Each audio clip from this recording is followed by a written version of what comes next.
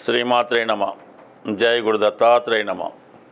ఈ వీడియోలో మనం సింహరాశి వారికి నవంబర్ 30 నుంచి డిసెంబర్ 6 మధ్యలో జరగబోయే వార ఫలాలు పరిశీలించినప్పుడు సింహరాశి వారికి ఈ వారం చివరి నుండి వారి గ్రహస్థితి అనుకూలంగా మారడం వల్ల చాలా కాలంగా పెండింగ్లో ఉన్నటువంటి పనులు పూర్తవడం జరుగుతుంటుంది.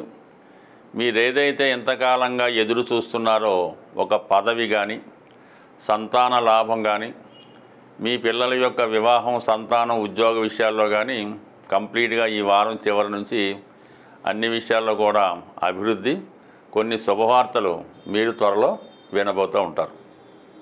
ముఖ్యంగా సింహరాశి వారికి గురువు వ్యయ స్థానం నుంచి డిసెంబర్ 5న 11లోకి రాబోతున్నాడు. 11లో ఉంటూ వక్రగమనం ఉండడం వల్ల 10వ స్థానం మీద కూడా ప్రభావం చూపుతాడు. దానివల్ల ఏంటంటే అర్ధ త్రికోణం 2, 6, 10, కామ త్రికోణం 3, 7, 11 ఈ రెండు యాక్టివేట్ అవ్వడం వల్ల జాతకుడు జీవితంలో ఏది సాధించాలనుకున్నా ఆ ప్రయత్నం నెరవేరుతుంది. అయితే ప్రస్తుతం ఇంకా గురువు వక్రగమనంలో సంచరించడం వల్ల ఈ లాభస్థానంలో మన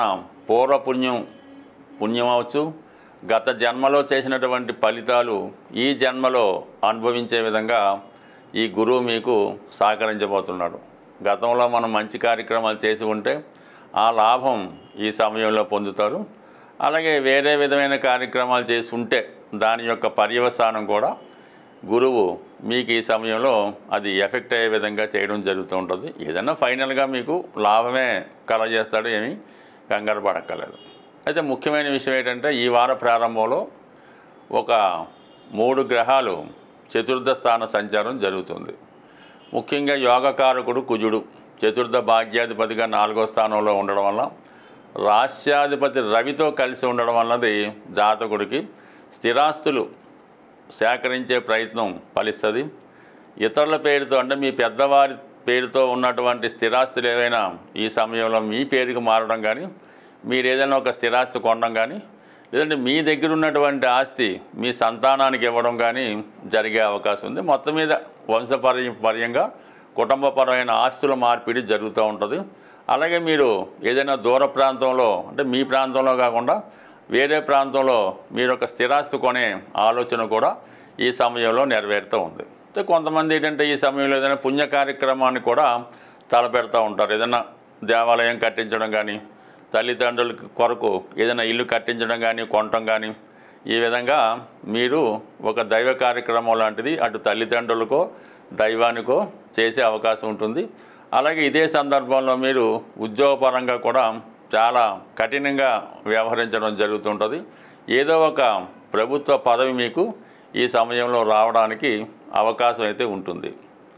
అయితే బుధుడు ఈ సింహరాశి వారికి బుధుడు ధన లాభాధిపతి 2 స్థానాలని అంటే ధనానికి సంబంధించిన 2 స్థానాలకి బుధుడే ఉంటూ 3వ స్థాన సంచారం జరుగుతుంది. అంటే కొన్ని కొత్త ఉద్యోగ అవకాశాలు లాంటివి రావడం జరుగుతుంటుంది. అది వ్యాపార అవకాశం అవ్వచ్చు, ఏదైనా ఏజెన్సీ లాంటిది అవ్వచ్చు, ఏదో ఒక అవకాశం మేరకు ధన సంపాదించడానికి రావడం జరుగుతూ ఉంటుంది. అలాగే ఇదే సమయంలో కొంత ధనాన్ని కూడా మీరు వెచ్చించవలసి ఉంటుంది. అంటే చతుర్థానికి తృతీయంలో బుధుడు ఉండడం వల్ల కుటుంబానికి సంబంధించిన ధనం అంటే మీ యొక్క తోడబుట్టిన వారి యొక్క ధనంతో మీరు ఏదైనా స్థిరాస్తి అంటే మీ కొరకో వారి కొరకో మొత్తం మీద ఏదైనా ఒక స్థిరాస్తి చతుర్థ భావానికి సంబంధించిన విషయాల్లో తల్లిదండ్రుల కొరకు ఇల్లు కొనవచ్చు, ఏదైనా వాహనం కొనుక్కోవచ్చు.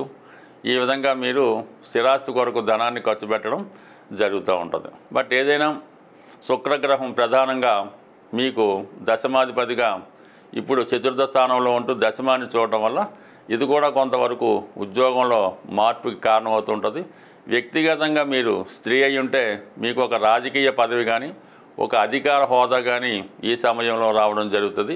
అయితే వ్యక్తిగతంగా కొన్ని అనారోగ్యపరమైన ఇబ్బందులు ఈ వారంలో స్త్రీలు ఎదుర్కోవడం జరుగుతూ ఉంటుంది. సో ఇవన్నీ అనుకూలంగా ఉన్నప్పటికీ కూడా కేవలం ఈ సింహరాశి వారికి రాశి అందే కేతుగ్రహ సంచారం వల్ల చాలా వరకు సరైన నిర్ణయం తీసుకోలేకపోతుంటారు. పెద్ద పెద్ద అవకాశాలు వచ్చినప్పుడు కూడా వాటిని ఉపయోగించుకోలేక మీకు మీరే స్వచ్ఛందంగా స్వచ్ఛందంగా విడిచిపెట్టడం జరుగుతూ ఉంటుంది. సో ఇక ఇవన్నీ ఒక రకంగా బాగున్నప్పుడు కూడా అష్టమ శని ప్రభావం వల్ల కొన్ని మంచి కార్యక్రమాలు చేసినప్పటికి కూడా అవి ఎదటి వారికి చెడ్డగా కలిపి ఇబ్బంది పడవచ్చు. అంటే మీరు ఒక వర్గానికి మంచి చేస్తే అది వేరే వర్గం గారికి బాధ కలిగించవచ్చు.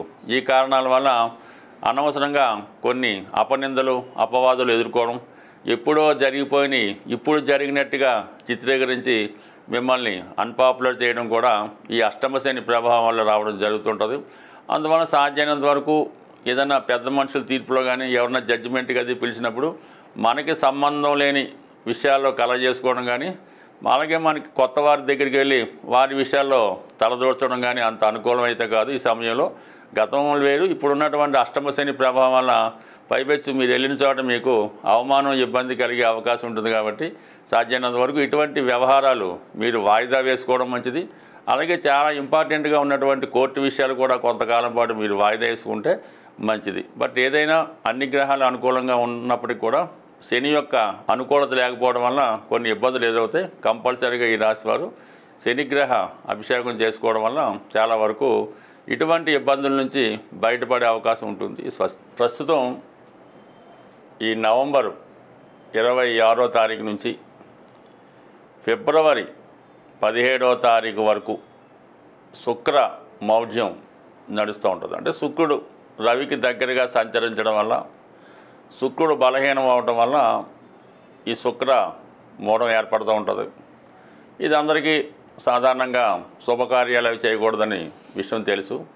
అయితే ఈ సమయంలో చాలా వరకు ధన నష్టం కానీ ధనానికి ఇబ్బంది కానీ ఇంచుమించుగా ప్రతి వారి జాతకంలో కనబడుతూ ఉంటుంది అన్నమాట. అంటే శుక్రుడు బలహీనమైనప్పుడు ఆర్థిక పరిస్థితి బాగా టైట్ అవుతుంటుంది, మనీ రొటేషను తగ్గుతూ ఉంటుంది, చాలామందికి ఆదాయం కూడా తగ్గుతూ ఉంటుంది. అలాగే ప్రభుత్వం నుంచి ఒక విధమైన ఒత్తిడి వస్తూ ఉంటుంది, ట్యాక్సులు పన్నులు గట్రా చెల్లించాలని. ఈ విధంగా ఆర్థిక పరమైన ఇబ్బందులతో ఎదుర్కొంటున్నవారు, అలాగే స్త్రీల నుంచి కూడా కొన్ని సమస్యలు ఎదురవుతూ ఉంటాయి. అటువంటి సమస్యలు ఎదుర్కొంటున్నవారు ఓ చక్కని పరిష్కారం వారికి ఏంటంటే చిన్న పరిష్కారం. ప్రతి శుక్రవారం అంటే మనకు ఒక 6 శుక్రవారాలు ఎలాగ వస్తాయి కాబట్టి సాయంకాలం సమయంలో అంటే సంధ్యా సమయంలో మరి చాలా ఫ్రెష్గా తాజాగా ఉన్నటువంటి గులాబీ పువ్వులు మంచి ఒక 6 తీసుకొని హనుమాన్ ఆలయంలో స్వామివారికి సమర్పించవలసి ఉంటుంది. దాంతోపాటుగా జిలాబీ కానీ జాంగిరి కానీ స్వామికి నైవేద్యంగా పెట్టి అక్కడ భక్తులకు పంచిపెట్టడం వల్ల, ఈ విధంగా 6 వారాలు చేయడం వల్ల మీకున్నటువంటి ఆర్థిక పరమైన సమస్యలు తొలగిపోతాయి, వివాహ విషయంలో ఉన్నటువంటి సమస్యలు తొలగిపోతాయి, వివాహ ప్రయత్నాలు కూడా ఫలించే అవకాశం ఉన్నది. అది ఆ శుక్రమౌఢ్యం వెళ్ళిపోయిన తర్వాత వివాహానికి వెళ్ళవచ్చు. అలాగే కొద్దిగా ఓపిక ఉన్నవాళ్ళు, స్థాయి ఉన్నవాళ్ళు లక్ష్మీ గణపతి హోమం చేయించుకోవలసి ఉంటుంది. ప్రధానంగా ఈ హోమంలో మారేడు కాయలు వీలైతే 108, అలాగే కలవ పూలు వాటిని కూడా సేకరించి ఒక 108 ఈ హోమంలో సమర్పించడం వల్ల సంపూర్ణంగా మీకు ఈ లక్ష్మీ అమ్మవారి అనుగ్రహం, అంటే శుక్రుడు అంటే లక్ష్మీ అమ్మవారు, వారి యొక్క అనుగ్రహం మీకు సిద్ధించే అవకాశం ఉంది. ఇది కొద్దిగా ఓపిక ఉన్నవాళ్ళు, ధనం ఉన్నవాళ్ళు చేసుకోవచ్చు. ఇంకా వెరీ సింపుల్ రెమెడీ, మనం ఏమి చేయలేం, ఫైనాన్స్గా చాలా ఇబ్బంది పడుతుంది, రోజు గడగడమే కష్టంగా ఉంది అనుకున్నప్పుడు ఏదైనా విఘ్నేశ్వరుడు ఆలయంలో బుధవారం రోజు ఒక మీకు ఎన్ని వీలు ఉంటే అన్ని అటుకులు బెల్లం కలిపి ఆ టెంపుల్లో స్వామికి సమర్పించి భక్తులకి ప్రసాదంగా పంచిపెట్టడం వల్ల కూడా మీ యొక్క ఆర్థిక సమస్యల నుంచి బయటపడతారు. అలాగే వివాహం ఆలస్యం అవుతుంది, అసలు పెళ్ళి అవటమే లేదు, పెళ్ళైనా కూడా భార్యతో దాంపత్య సుఖం లేదు అనుకున్న వాళ్ళు ఈ శుక్రమౌఢ్యంలో ప్రతిరోజు నియమంగా శుచిగా శుభ్రంగా ఉంటూ మరి కనకదార స్తోత్రం కానీ, లక్ష్మీ అష్టోత్తరం కానీ, శ్రీ సూక్తం కానీ విధి విధానంగా పారాయణ చేయడం వల్ల, ముఖ్యంగా మీ గృహంలో ఉన్నటువంటి స్త్రీలని గౌరవించడం వల్ల, తల్లి గారిని అమ్మమ్మ గారిని వారిని పూజించడం వల్ల 100% చాలా సులువుగా మీకు అమ్మవారి అనుగ్రహంతో వివాహానికి ఉన్నటువంటి అడ్డంకులు కూడా తొలగిపోయే అవకాశం ఉంది.